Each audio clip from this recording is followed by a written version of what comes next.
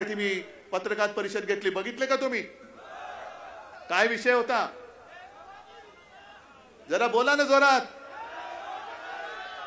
जोरात द्या घोषणा, जोरात. बरोबर ना? हे भवानी माता आणि शिवाजी महाराज आपल्या हृदयातून कोणी काढू शकता? अरे तुमच्या 700 पिढ्या उतरल्या तरी माझ्या महाराष्ट्राच्या हृदयामध्ये जे छत्रपती शिवाजी महाराज आणि भवानी माता बसलेली आहे, तिला तुम्ही 700 पिढ्या उतरल्या तुमच्या तरी तुम्ही काढू शकणार नाही.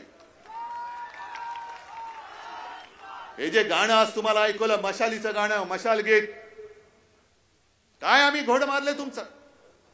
आम्ही बोलणार जय भवानी जय शिवाजी. मी आज सुद्धा बोलतो, उद्या सुद्धा बोलतोय. निवडणूक आयोगामध्ये हिम्मत असेल तर माझ्यावरती कारवाई करून दाखवा. तुम्ही जय श्रीराम म्हणता, आम्ही सुद्धा जय श्रीराम म्हणतो. तुम्ही तिकडे कर्नाटकामध्ये बजरंग बली की जय बोलून मतदान करा म्हणता.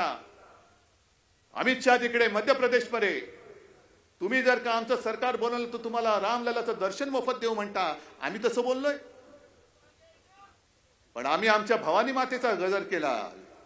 कारण भवानी माता आमच्या महाराष्ट्राचं कुलदैवत आहे, छत्रपतींचं कुलदैवत. ती भवानी माता, अरे तिला वंदन केल्याशिवाय आणि तिला वंदन करूनच छत्रपती शिवाजी महाराजांनी हिंदवी स्वराज्याची स्थापना केली होती. ती माझी भवानी माता, तिचे आशीर्वाद हे माझ्या जनतेच्या रूपाने माझ्या समोर बसलेले आहेत. पण तुम्ही वेडेवाकडे काही कार्य कराल. एक तर तुम्ही म्हणजे निवडणूक आयोग, तुम्ही माझं नाव, शिवसेनेचं नाव गद्दारांना दिलं, माझं चिन्ह त्यांना दिलं. सर्वोच्च न्यायालयामध्ये खटला आम्ही दाखल केला, आम्ही लढतो आहोत. आणि मला खात्री आहे की लोकशाही अजूनही जिवंत आहे आणि ती जिवंत ठेवायला माझे मर्द सैनिक सगळे बसलेले महाविकास आघाडीचे हे कार्यक्षम आहेत. आपण जे लढतो आहोत ते त्याच्यासाठी लढतो आहोत. हे 50 खोके तुम्ही जे ओरडताय ना, हे असं खोकेबाज सरकार हे तुमच्यावरती राजवट करते, तुम्हाला चालतंय? मग तुमच्या मताला किंमत काय?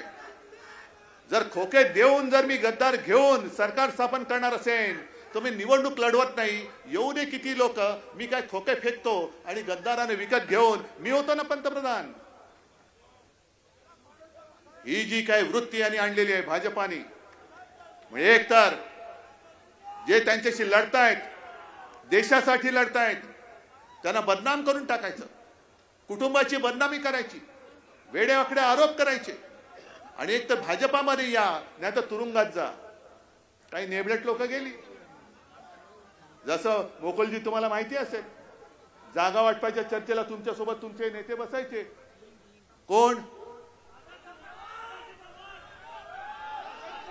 म्हणजे मला खरंच कीव येते आता.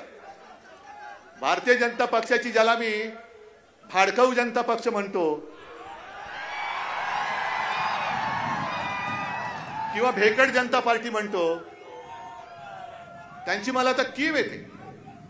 अरे तुमच्यासोबत आम्ही होतो, आता तुमचं काय झालंय की सगळं बदनाम. म्हणजे मी मागे सांगितलं ना की त्यांची माणसं फिरतात, मग एकेकाने घेऊन जातात. मग त्यांचं एक मंडळ बसतं. हा माणूस आणलाय, किती कोटीचा घोटाळा केलाय, यानी 5 कोटीचा केलाय, चल रे त्याला कोणतरी फालतू रस्त्यावरची लोक घेऊन जा. यानी किती केलेला आहे? यानी 100 कोटीचा केलेला आहे. ठीक आहे, जरा बाजूला घे. यानी किती कोटीचा केलाय? 500 कोटीचा केलेला आहे. हा जरा या बाजूला घे. यानी कितीचा केलाय? 70,000 कोटी. अरे ये तुला मांडीवर घेतो. म्हणजे जेवढा घोटाळा मोठा तेवढा मान मोठा. बरं, 70,000 कोटीचा घोटाळा कोणी केला? मोदी. आणि ज्यांनी घोटाळा केला 70,000 कोटीचा, त्याच्या हातामध्ये महाराष्ट्राच्या तिजोरीच्या चाव्या कोणी दिल्या? मग लुटतय कोण? मग लुटालूट तुम्ही करायची, वाटा मला द्यायचा. पण लुटण्याचा डाग हा तुमच्या कपड्यावर पडेल, माझ्या कपड्यावर पडणार नाही. मैं ना खाता हूं, ना खाऊंगा, ना खाने दूंगा, लेकिन तेरे हाथ से. हे असं आहे. नाही टरबुजाचा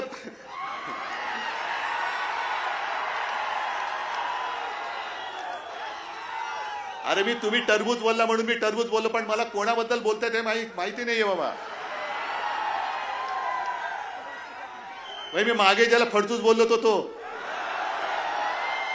मी कलंक बोललो होतो ना, काल पण काहीतरी बोललो तोच का? अरे एवढं माहिती तर मी कशाला बोलू, तुम्हीच बघा ना त्याचं काय ते.